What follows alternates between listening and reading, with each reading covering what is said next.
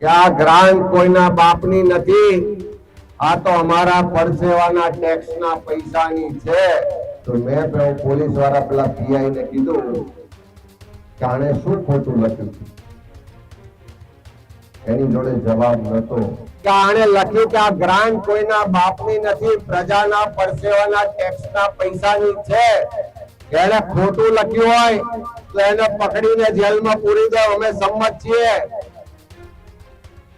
તો તરત ગાડી લઈને જતા રહ્યા કે આ યુદ્ધનું મેદાન છે.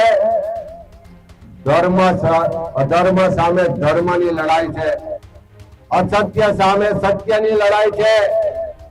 આ લડાઈમાં સત્યનો સાથ આપવાનો હોય, ધર્મનો સાથ આપવાનો હોય, ફરી સામે સગો ભાઈ હોય, સગા સંબંધીઓ વડીલો હોય, પણ આ યુદ્ધનું મેદાન છે. સત્યની તરફે રહેવું પડે, ધર્મની તરફે રહેવું પડે. નિવેદન અંગે પોસ્ટ પર જવાબ લખનારને પોલીસ પકડવા ગઈ આવી વાત અમિત ચાવડાએ કરી. આ નાણાં કોઈના બાપના નથી, પ્રજાના પરસેવાના ટેક્સના છે. આ યુદ્ધનું મેદાન છે, લડવું પડશે, શરમ છોડવી પડશે. સાંસદ મિતેશ પટેલે ગ્રાન્ટ અંગે નિવેદન આપ્યું હતું ને વિવાદ ત્યારબાદ એ છેડાયો હતો. આખો વિડીયો જોતા પહેલા હજુ પણ અમારી ચેનલને સબસ્ક્રાઇબ નથી કરી તો યુટ્યુબ પર સબસ્ક્રાઇબ કરો અને ફેસબુક અને ઇન્સ્ટાગ્રામ પર ફોલો કરો.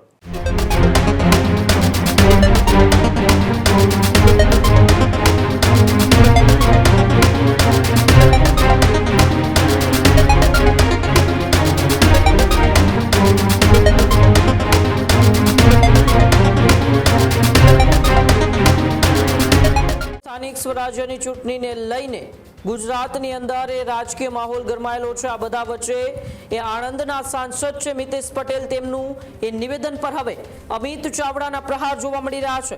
નિવેદન અંગે પોસ્ટ પર જવાબ લખનારને પોલીસ પકડવા ગઈ આવી વાત અમિત ચાવડાએ કરી. અમે કહ્યું કે આમાં એણે ખોટું શું લખ્યું છે તો ત્યાં પોલીસ જતી રહે, એવી પણ વાત અમિત ચાવડાએ કરી.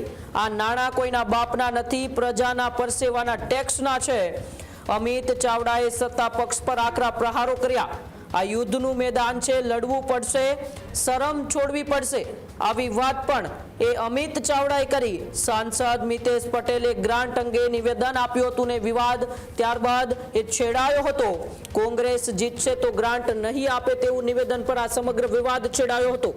કોંગ્રેસ એક પણ બેઠક જીતે તો સહાય રોકવાની વાત એ સાંસદ મિતેશ પટેલે કરી હતી ને તે નિવેદનને લઈને હવે તે જ વિસ્તારના ધારાસભ્ય જ્યાંથી મિતેશ પટેલે આ નિવેદન આપ્યું હતું અંકલાવ, તે વિસ્તારના ધારાસભ્ય અને પ્રદેશ કોંગ્રેસના પ્રમુખ અમિત ચાવડાએ પ્રહાર કરતા શું કહ્યું, આવો પહેલા આપણે અમિત ચાવડાને સાંભળીએ.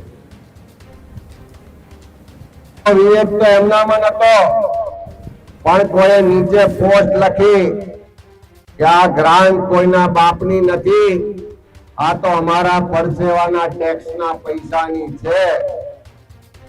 પોલીસ એમ ઘેર તપાસ કરવા ગઈ.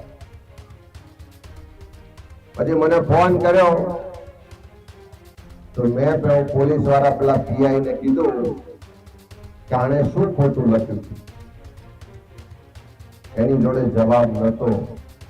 મને કહે છે ઉપરથી દબાણ છે એટલે આવ્યો છું, પણ મેં કીધું એટલું ખાલી કે આણે લખ્યું કે આ ગ્રાન્ટ કોઈના બાપની નથી, પ્રજાના પરસેવાના ટેક્સના પૈસાની છે.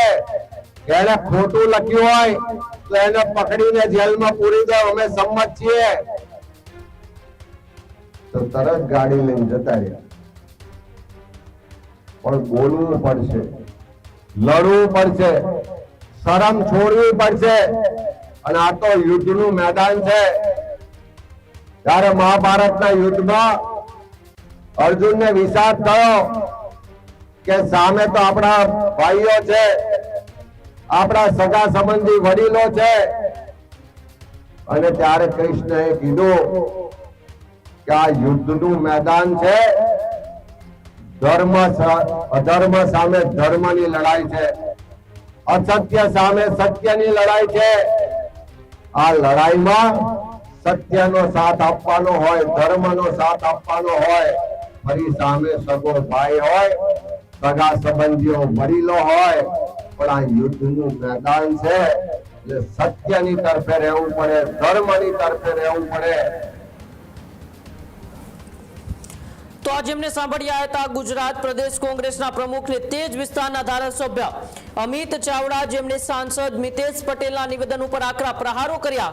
પરંતુ જ્યાંથી આ વિવાદ શરૂ થયો હતો, એવું તો શું નિવેદન મિતેશ પટેલે આપ્યું હતું ગ્રાન્ટને લઈને કે કોંગ્રેસના ઉમેદવાર જીતશે તો હું એક પણ રૂપિયો નહીં આપું, અને ત્યારબાદ આ સમગ્ર વિવાદ છેડાયો. એક બાદ એક એ પ્રતિક્રિયાઓ પણ સામે આવી. ત્યારે આવો પહેલા એ નિવેદન પણ સાંભળીએ, જે નિવેદન બાદ એ મિતેશ પટેલના નિવેદનથી સમગ્ર ગુજરાતની અંદર વિવાદ છેડાયો હતો. એ મિતેશ પટેલનું નિવેદન પણ સાંભળો.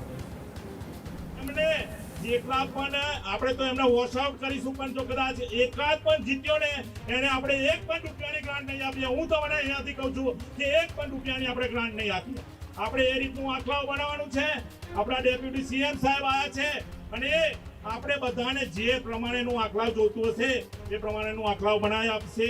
અને અત્યારથી જ આપણે એક બધા જે અહીંયા બેઠેલા છે અને બધાનામાં એક તાકાત છે કે આપણે 2027માં ભારતીય જનતા પાર્ટીના વિધાનસભામાં આપણો ઉમેદવાર જીતશે અને ત્યાં આગળ આપણે મોકલીશું અને આટલા મત વિસ્તારમાં અત્યાર સુધીના જેટલા કામો નથી થયા બધા કામો કરીશું. આ જ પ્રકારની તમામ અપડેટ જોવા માટે ન્યૂઝરૂમ ગુજરાતને લાઇક, શેર અને સબસ્ક્રાઇબ કરવાનું ભૂલતા નહીં.